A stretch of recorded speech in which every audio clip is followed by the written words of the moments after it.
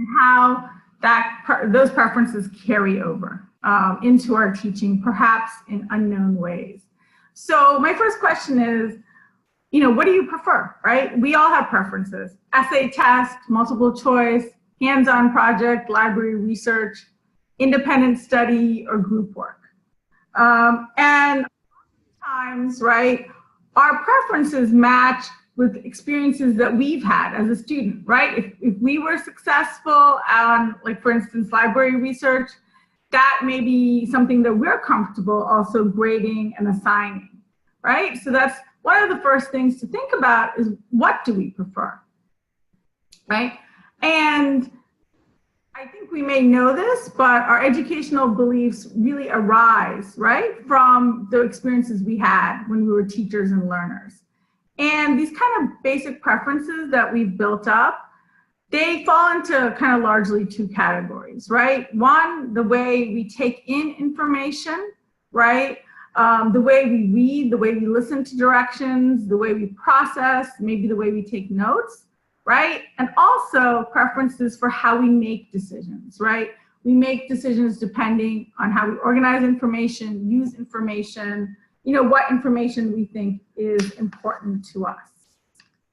So many of us, I'm sure all of us, have heard of Myers-Briggs, right? And it's a test that basically reveals personality preferences in usually 4 dimensions. And I thought, right, it would be kind of fun if if you took this kind of mini assessment, because in this case, it's going to be applied to our teaching personality, right? And so the first question is, how are we energized, right? And extraversion means those, right, or extroverted, we might say, just in common language, right? How we gain energy through action and interaction with the outside world, right? And introversion, right, are those who gain energy through reflection and solitude. And a way to think about what kind of teacher we may be is to think about, like, say, you have an issue, right? A problem, a student maybe, or a teaching style, or you're not sure if what you're doing is working.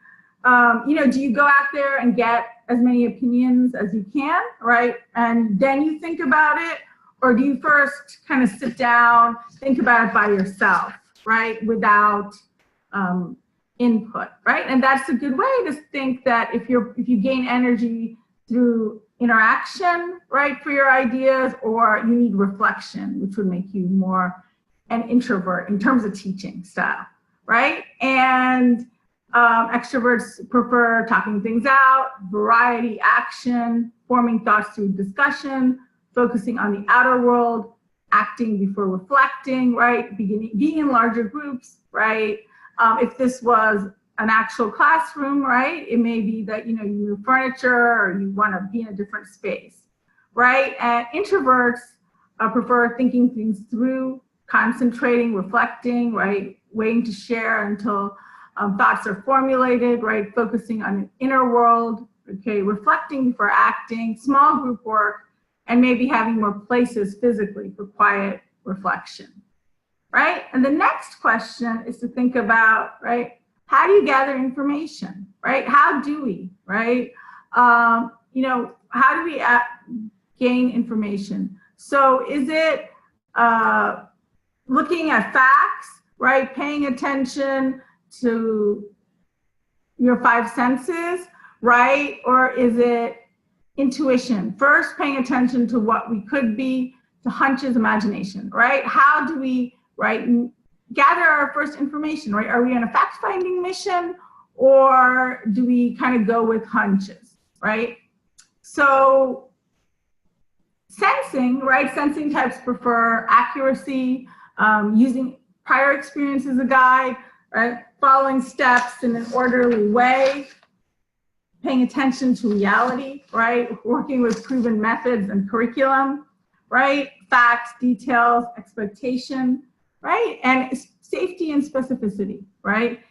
Intuitive instructors, right? Insights, imagination, using hunches, paying attention to possibilities, maybe innovative methods, general concepts, right? That they dreaming big, right? Motivation comes from room for individuality, right? Being open, right? And so a sensing teacher teach curriculum exactly, right? And an intuitive teacher might be brainstorming, maybe, kind of on the discussion board, asking like other questions, right? Use kind of the syllabus sometimes as a platform on the discussion board, kind of go with it, right? And so a question could be asked that you can ask is, do you prefer structured tasks, right?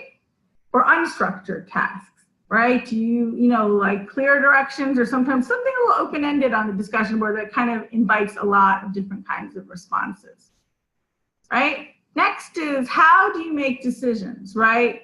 There are two ways of making decisions, right? The thinking, right? They make decisions through objective, logical principles, right? And the feeling, right, makes decisions through considering more the impact on all parties involved. So let's say you get an email from a student who's angry about his or her grade. And the thinking, right, instructor might be like, well, okay, here's the protocol. I followed the protocol. This is, where the student did or did not do something. And, and then after the phone call, it's over. It's like, okay, like that was good. Like, there was a protocol before, and, this is what I followed. A feeling instructor might think like, did they handle that right? Like, maybe there was something else I could have done. Like, what did I do? And obviously these aren't like your one or the other, but these are more gradients or leanings in your personality. So it could be something you more tend to be, like you could, keep thinking about it, keep thinking like, what could I, do? How is this prevented? Versus a person who's more like, this was really, these were the rules, and, this is what happened.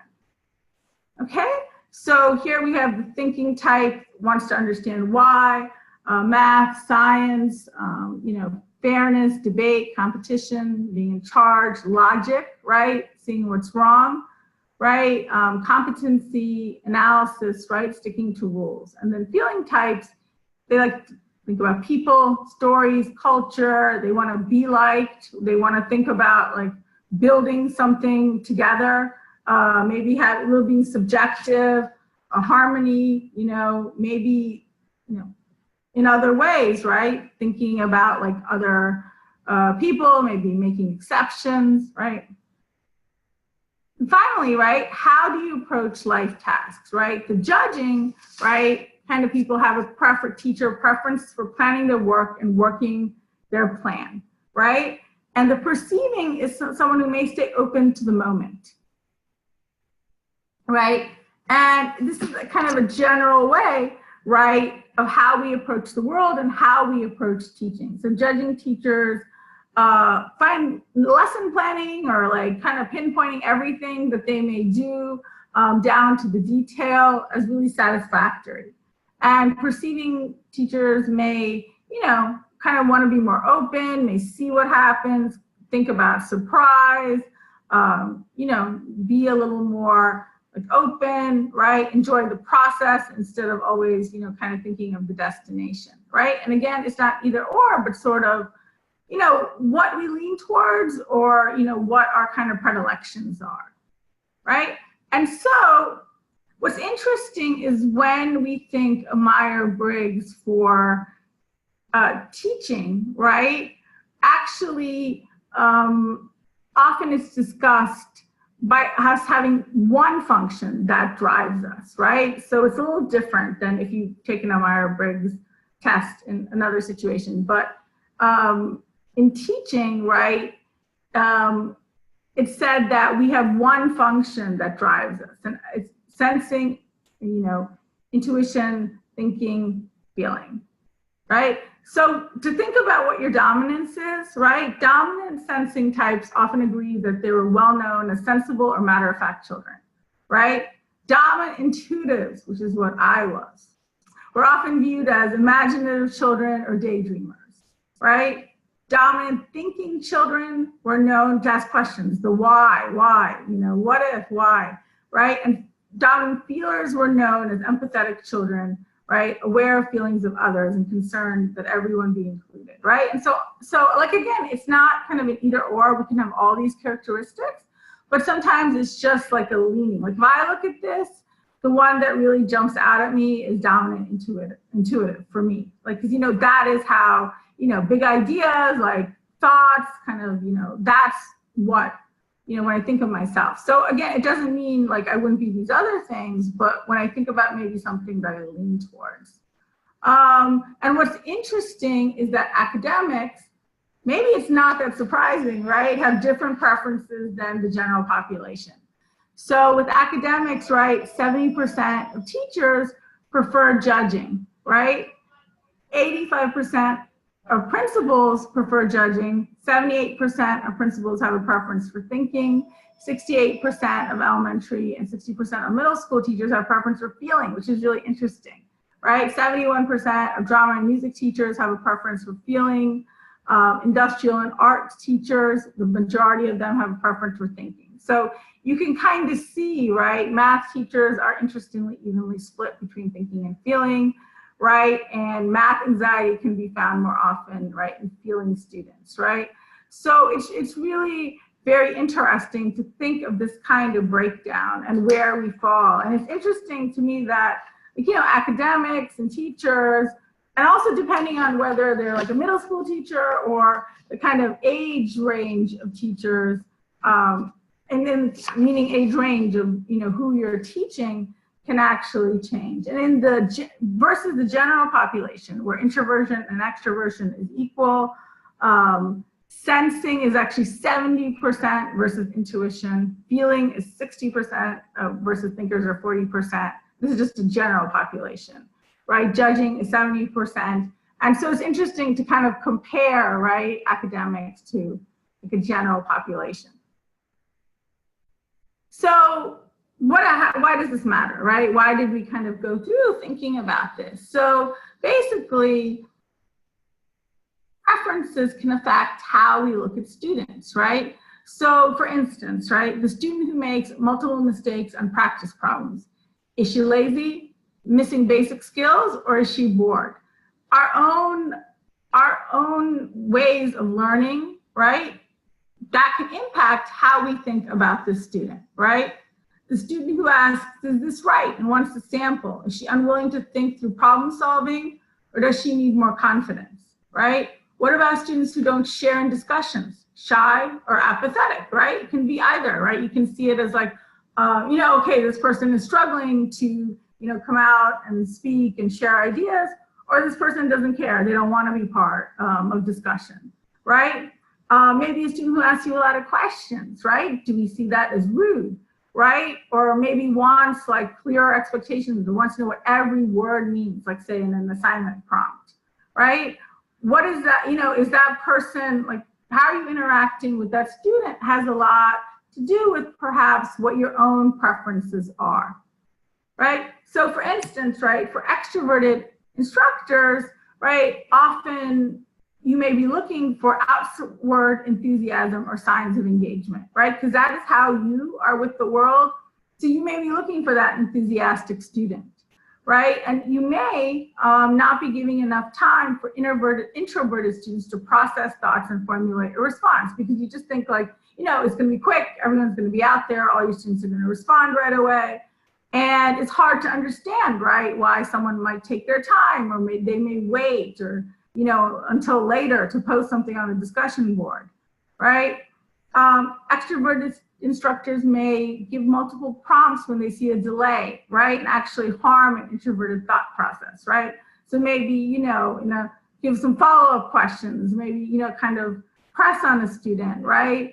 Without thinking, right? That might or might not be the right thing to do, right? Or often try really hard, right, to elicit enthusiasm, right? Introverted instructors, right, may think that the extroverted student, right, who, posts all the time, posts really early, right, may be rude, right? Maybe like overeager or aggressive, right?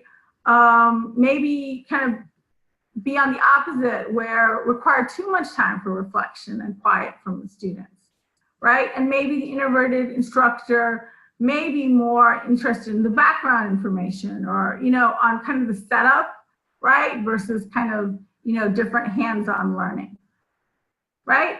For the sensing instructor, right, one of the kind of biases could be that thinking intuitive students are sloppy or don't care. And we can see that because if you're a sensing instructor and, you put a lot of valence on facts and finding facts, an intuitive student could be seen as, sloppy, right? Haphazard, kind of just like throwing out wild ideas, right? A sensing instructor may overstructure assignments, right? Sometimes emphasize factual learning or basic skills so the students have foundations, right? So again, maybe, thinking a lot about the setup, the solid background, right?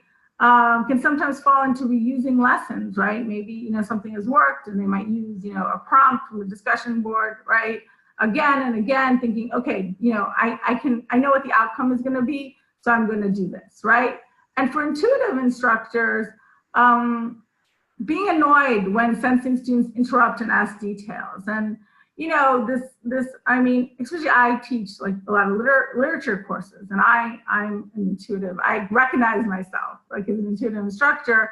And I definitely can see this in myself, like, especially with a literary prompt, which is really open and open to interpretation and open in so many ways, like wondering why, maybe, students are like, so are these questions, am I going to answer all of them? In what order? And it's like, no, there's suggestions. No, and kind of like knowing that I have that bias, like, or predilection for myself, kind of slowing down and trying to see it through a student's eyes, that they're not asking these questions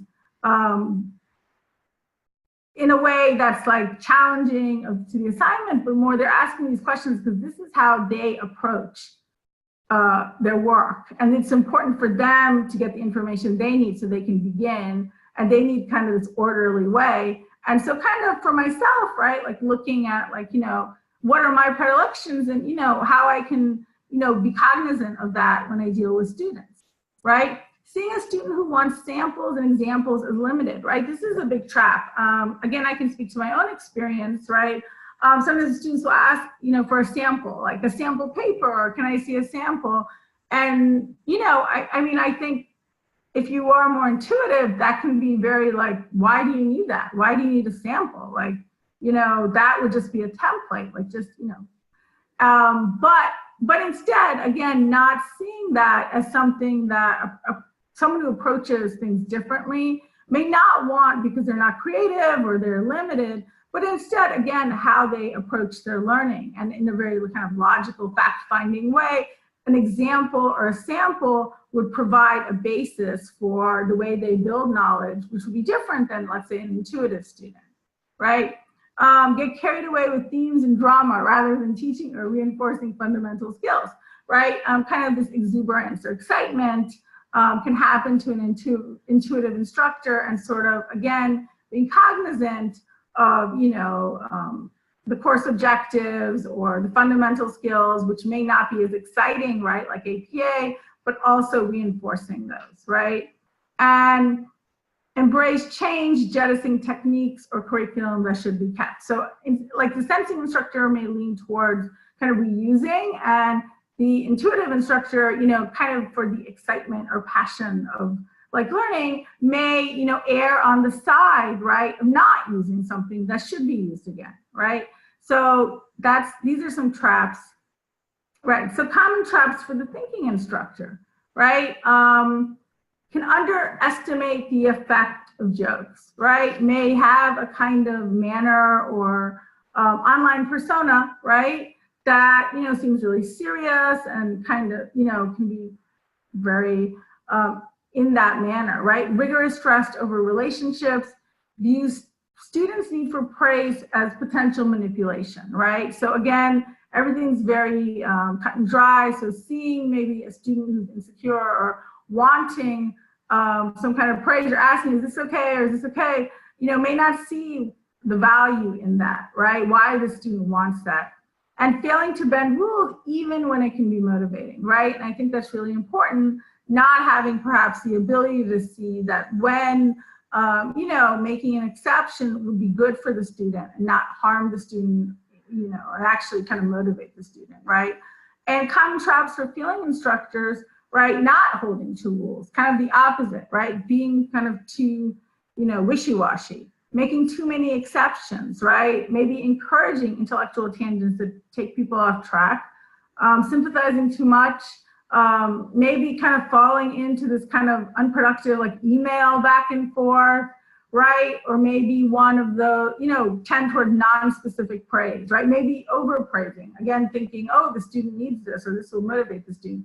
So again, it's not that we're probably one or the other, but we may have tendencies, right, in one or the other that can define our teaching. So just kind of, again, thinking about that, right? And then judging instructors, traps, right? Maybe rushing to perceive students, sticking to schedules, right?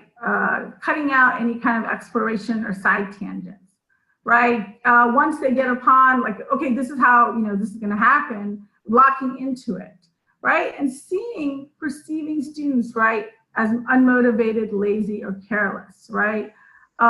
Again, not being able to see that there are other reasons, right, for why a student may be acting the way he or she does. And common traps for perceiving instructors, changing deadlines and plans, right, which would frustrate, especially judging students who need to, have a plan and make that plan work. Under or overestimate how long something may take, right? Not give enough parameters, right? Or seeing judging students as too rigid or complaining. So again, seeing someone who wants all the parameters set, wants everything defined, seeing them as rigid or perhaps critiquing you or the assignment instead of thinking, right, that this could be, another, right, route. Okay, so I thought, like, with the remaining kind of, time that I have, I wanted to think about some case studies and think about, right, what pedagogical strategies, right, could help these students. And I think I'm gonna, if it's okay, like, open it up to some discussion, and I will maybe rely on Becky a little bit to kind of help me, but perhaps we could read, I'm not gonna read it to you because I think you do that, but this kind of, this case study of Chandra, right, who's both introverted and sensing. So I'll just give a second for that. And I guess the question, right, I'm sorry, I'm gonna go back to that, right? Maybe what strategies could help these students? Maybe what strategies may not work well? And what could be like your teaching preference that may interfere from helping the student? So basically what could work, what doesn't work. I'm just gonna pause for a moment.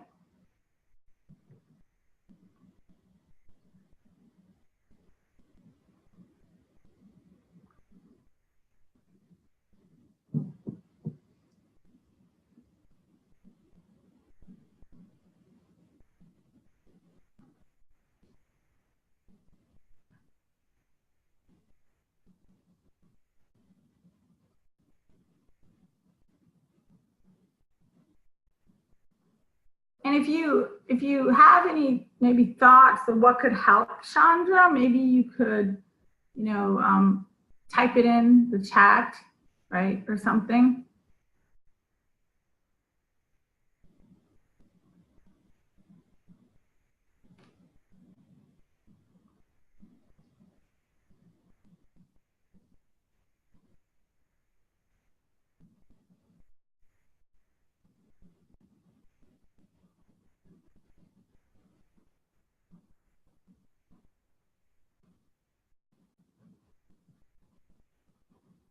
And so she's both, right, in this case, introverted and also a sensing student.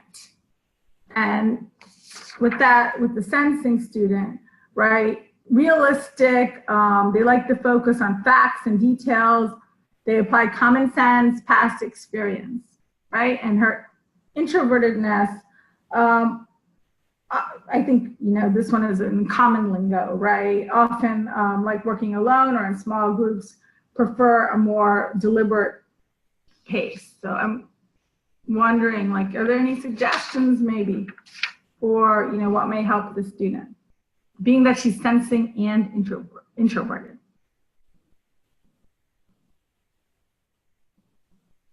Is there anything in the chat, Becky, or should I just kind of... Not so far, yeah.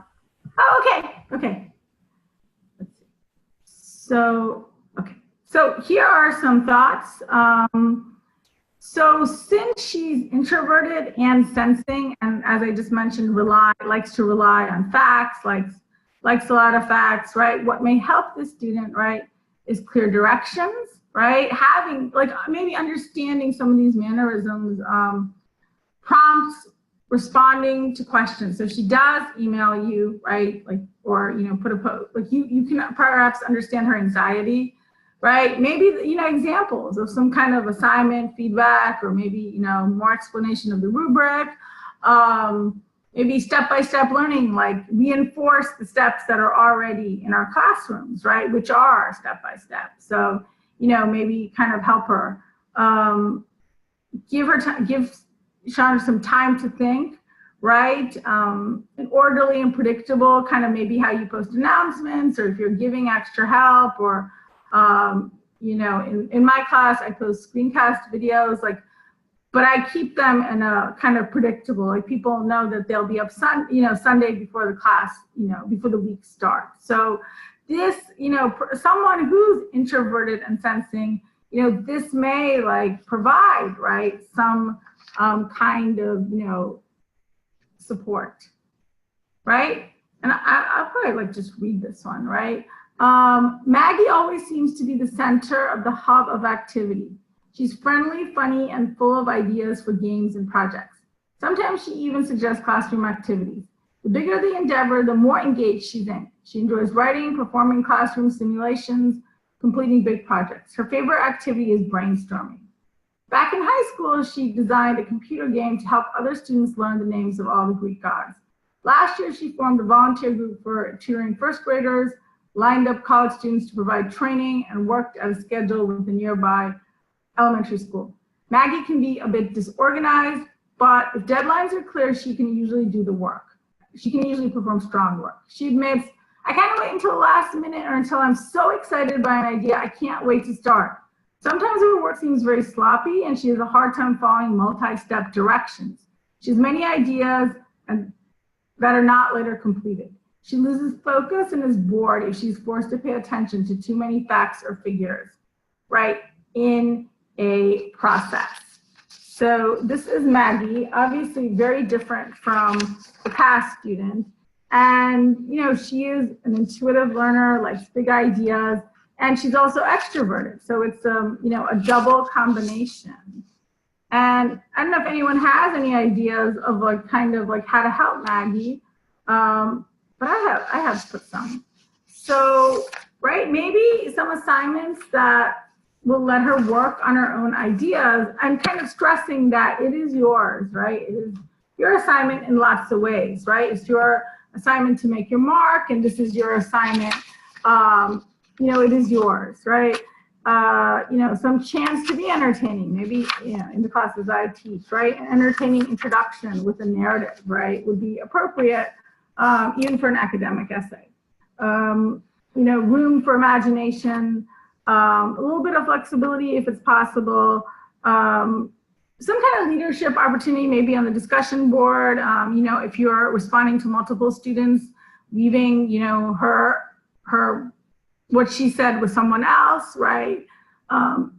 Excuse me, clarity around assignment expectations, right? And if, there is something that's impromptu, having less requirements. She's basically someone that feels comfortable with less. So again, right, a lot of things are not, in our control, but sometimes on the discussion board or just a general approach, right, you can kind of see if you see the student who's responding all the time, whose papers are not, that perfect, have lots of grammar errors. But, maybe that's someone, if you do see that, kind of thinking about okay, but, let's look at the ideas. Let's look at some other things. Okay. So, and then I have Andrea, right? Sorry, I'm going to just read this, my own copy. Teachers usually learn Andrea's name quickly, for she is lively, outgoing, and quite opinionated, right? Sometimes peer groups do not react well to her blunt statements of truth. She is a stickler for rules and needs explicit, clear parameters when starting an assignment. Andrea may be the first to correct a teacher if she believes the teacher makes a mistake. She is often willing to help teachers or other students because it provides her a chance to talk and move about. Although Andrea enjoys reading and writing, she thrives on opportunities to engage in analyzing problems and efforts, often demonstrating leadership. Andrea admits that she studies harder when her abilities put her at the top of the class. It's hard for her to not give up if classmates are too far ahead of her, or the material challenges her to the point where she doubts her abilities. She may then claim that an assignment is stupid. When Andrea is upset, she may be argumentative and insist on the last word. Sometimes she can be abrasive to teachers with all her why questions. If she feels that things are not going well, she shuts down. Hey, Julie, I'm so sorry, but our time is up. Oh, okay. Oh, I'd really love to hear the rest of this. You better send me that PowerPoint. Okay, well, I can just quickly say, right, with her, right, chances to be in charge, room for debate, discussion, logical rules, competency, right, and goals that stretch students. So it's really, the main idea is to know who you are and think about things you see in other students, being just empathetic, basically, to those differences and not see things always. All right. Thank you so much. Thank you for being here today, and thanks to everyone for joining us for this presentation. Please enjoy the rest of TLC. Thanks again, Julie. Okay, thank you. Bye, everyone. Bye-bye.